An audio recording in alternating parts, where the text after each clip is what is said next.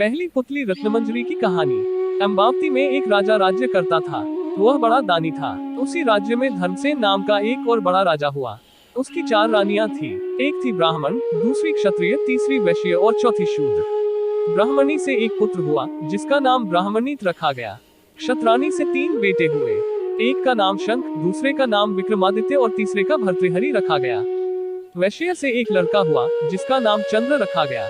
शूद्रानी से धन्वंतारी हुए।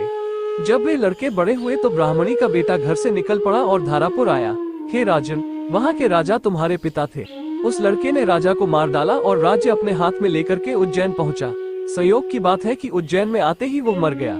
उसके मरने पर क्षत्रानी का बेटा शंख गद्दी पर बैठा। कुछ समय बाद विक्रमादित्य गद्दी पर बैठे। एक दिन राजा विक्रमादित्य को राजा बाहुबल के बारे में पता चला कि जिस गद्दी पर वह बैठे हैं वो राजा बाहुबल की कृपा से है। पंडितों ने सलाह दी कि हे राजन, आपको जग जानता है, लेकिन जब तक राजा बाहुबल आपका राजतिलक नहीं करेंगे तब तक आपका राज्य अचल नहीं होगा। आप उनसे राजतिलक करवाओ। विक्रमादित्य ने कहा, अच्छा, और वह अपने ज्ञानी और विश्वसनीय साथी लूथवरन को साथ लेकर वहां गए। बाहुबल ने बड़े आदर से उसका स्वागत किया। 5 दिन बीत गए। लूथवरन ने विक्रमादित्य को सलाह दी कि जब आप विदा लेंगे तब राजा बाहुबल आपसे कुछ मांगने को कहेंगे। राजा के घर में एक सिंहासन है जिसे साक्षात महादेव ने राजा इंद्र को दिया था और बाद में इंद्र ने बाहुबल को दिया। उस सिंहासन में ये गुण है कि जो उस पर बैठेगा वो 7 द्वीप नवखंड पृथ्वी पर राज करेगा। उसमें बहुत से जवाहरात जड़े हैं। उसमें सांचे में ढालकर 32 पुतलियां लगाई गई है। हे राजन, तुम उसी सिंहासन को मांग लेना। अगले दिन जब विक्रमादित्य विदा लेने गए तो उसने वही सिंहासन मांग लिया। राजा बाहुबल वचन से बंधे थे।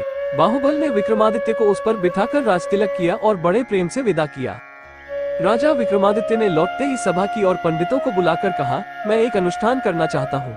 आप देखकर बताएं कि मैं इसके योग्य हूँ या नहीं। पंडितों ने कहा, आपका प्रताप तीनों लोकों में छाया हुआ है। आपका कोई बैरी नहीं, जो करना हो कीजिए। अपने खानदान के सब लोगों को बुलाए। 1.25 लाख कन्यादान और 1.25 लाख गाय दान कीजिए। ब्राह्मणों को धन दीजिए। जमींदारों का 1 साल का लगान माफ कर दीजिए। इतना कहकर पुतली रत्नमंजरी बोली, हे राजन, आपने अगर कभी ऐसा दान किया है तो सिंहासन पर अवश्य बैठे। पुतली की बात सुनकर राजा भोज निराश हो गए। आज का दिन तो गया, अब तैयारी करो, कल सिंहासन पर बैठेंगे। इस तरह सिंहासन बत्तीसी की पहली पुतली ने राजा भोज को नहीं बैठने दिया और अगले दिन दूसरी पुतली चित्रलेखा ने सुनाई राजा विक्रमादित्य की कहानी।